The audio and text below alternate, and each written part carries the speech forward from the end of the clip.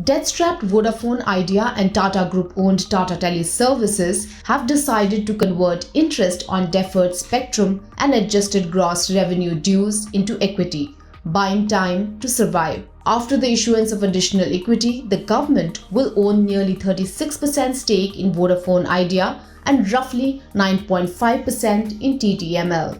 While Vodafone Idea's management has clarified that the decision-making power will continue to rest with the promoter group and the government has refrained from holding a seat in the board, Tata Teleservices is yet to communicate details to investors. On the bourses, the shares of Vodafone Idea plunged 21% on Tuesday but bounced back 8.5% on Wednesday, reflecting the confusion in the minds of market participants. The shares of Tata Tele too were locked at the 5% lower circuit yesterday. So what's worrying the street, and are these concerns even warranted? We spoke to some analysts to demystify the concerns. To begin with, the shares of Vodafone Idea will be issued to the government at 10 rupees per share, which is about 22% lower than yesterday's closing price. Those of Tata Tele, meanwhile, are likely to be issued at 41.5 rupees a piece, which is a staggering 85% discount to current levels.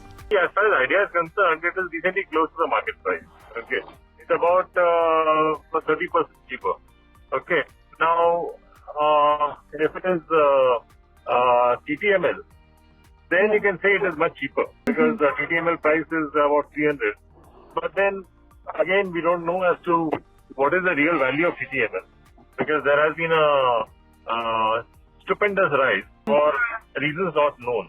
Yeah, so you never know whether it is cheap or expensive because it was quoting at single digit before it moved up.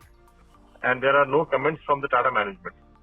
Baliga says the second area of concern is large equity dilution in Vi and Tata Tele. It should be positive for Vodafone Idea as they are short of liquidity. Moreover, the government has assured that it will stay invested in Vi, hence providing stability to the company. However, if the government books out post-buying stake in TTML, it won't come as a surprise. Moving on to the third concern, Gaurang Shah of Geojade believes a turnaround in growth outlook appears difficult as there is a large debt that remains to be serviced by the companies. I don't know whether you know anybody who is still using a SIM card of Tata Tele. And their operations were restricted only in Maharashtra. Again, correct me if I'm wrong. So, what is there in terms of companies' growth prospects or business model? I am totally in dark. And how will it go forward? So, in terms of operation, what does the company called Tata Teleservices Maharashtra do?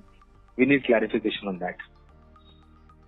And what will the government do in case if they have to become a stakeholder? Okay, now this is as far as Tata Tele Maharashtra is concerned. For Vodafone, even if you minus this 16,000 crore debt of AGR, which is got converted into equity of 35% to the government, there is still a large portion on the balance sheet in form of debt. What happens to that? Who will service it? On the second point, every month they are losing close to 15 lakhs to 25 lakhs subscriber base. Again, correct me if I'm wrong. So if they go on losing these kind of subscriber base, whom will they service? Will they have any subscriber base at the end of the year or 2 years? Third, this business of telecom service provider is a capital intensive business. Where is the money going to come?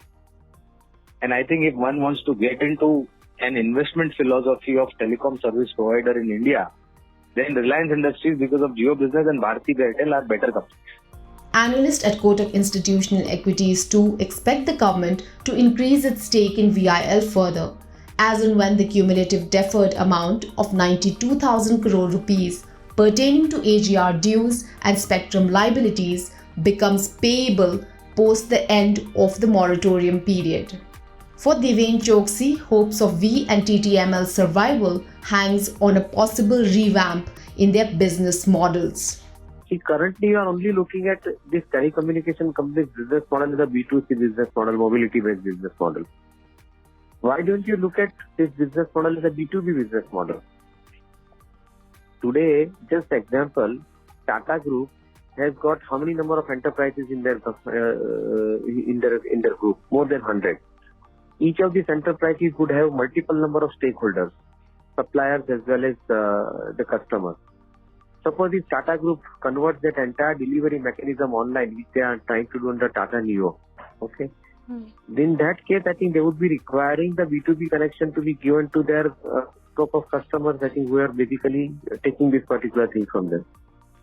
So isn't it, I think, a business model by itself? It become a captive infrastructure, an ecosystem that they would have. So that will be a meaningful thing. Similar thing, it can happen for Vodafone Idea. Aditya Birla Group has got plenty of organizations, I think, across the country and also, I think, in the universe. Now, if they end up providing this entire solution instead of B2C or B2B, okay, why not? I think this can generate revenue for them. I think there is a business model which will also get emerged and it will get changed. So in my viewpoint, I think to conclude so easily by the market that there is no prospect lying ahead, I think it's not correct.